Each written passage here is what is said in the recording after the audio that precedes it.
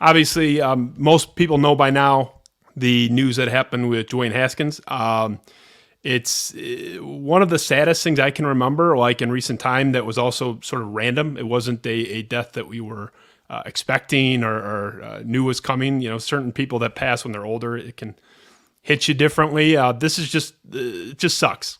And I think we had to mention that, just being the big story that it is. He was a standout quarterback at Ohio State, tortured teams in the Big Ten for a stretch there, about a year and a half. Ended up in Washington, now with Pittsburgh. This news broke just a couple hours ago. It's definitely rocked us and rocked our prep a little bit. It got me thinking today, the death of a young person is always tragic. I think that's sort of a given. Anybody whose life is cut short, well short of the average life expectancy, it's inherently tragic. But that aside, even this one particularly sucks because, and maybe it's just me, I have sort of a soft spot in general for not just somebody young, but somebody who was in the midst of some form of revival. There's something particularly jarring, upsetting about something like this happening when it's somebody who was in the midst of some type of growth or progression in their life. So it's this one's tough. Obviously, there's more extreme examples than what Haskins went through in Washington with his trials and tribulations there. But this is something that always hits me. There's something about a revival being derailed that it is its own category of tragic. And honestly, we see this in fiction.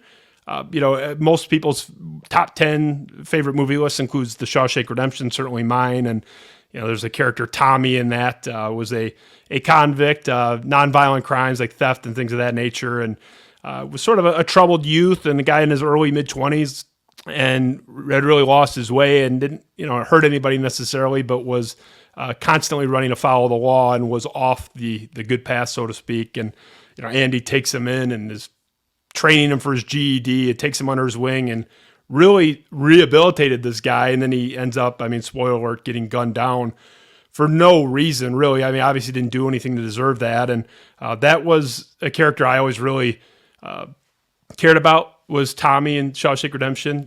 There's something so tragic about the guy's on the come, he's on the upswing, and then boom, you're cut down. And that's obviously a fictitious example. We see it in the real world too. A lot of you may not know, but there's a guy named Ryan Donnelly who was a pretty ravaged drug addict in New Jersey, had addictions to myriad drugs and was on the verge of death on a couple occasions.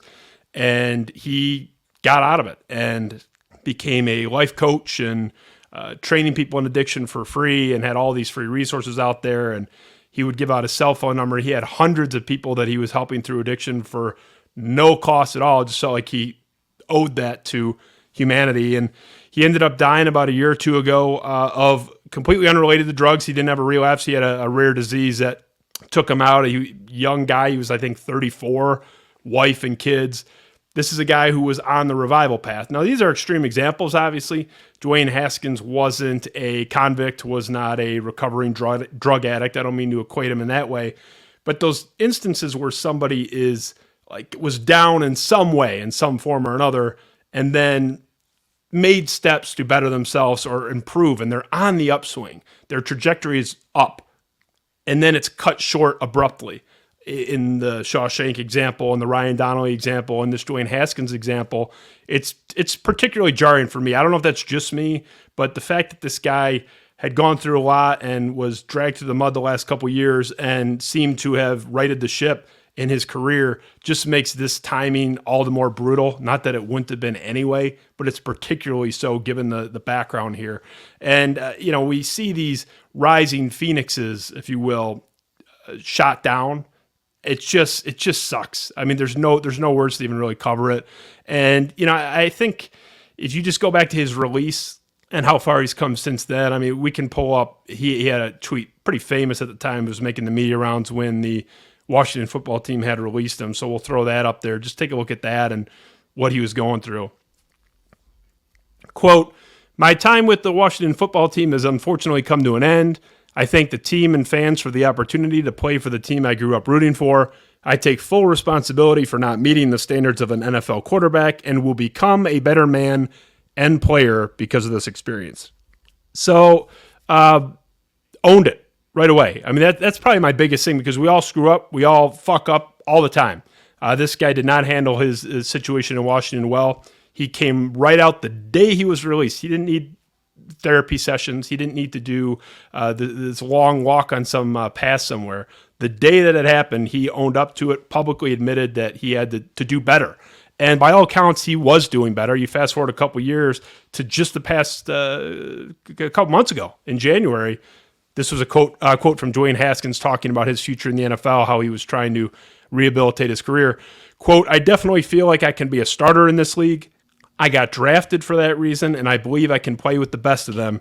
I just haven't put it all together yet, and I know I have to do that if I want to play." That was Dwayne Haskins, January 21st of this year, which is just tragic. And where was he when he died? In Florida, training with his teammates, trying to get better, and was committed to doing better. And if you read anything out of Pittsburgh, I know a really good reporter in Pittsburgh, Josh Owe from The Athletic.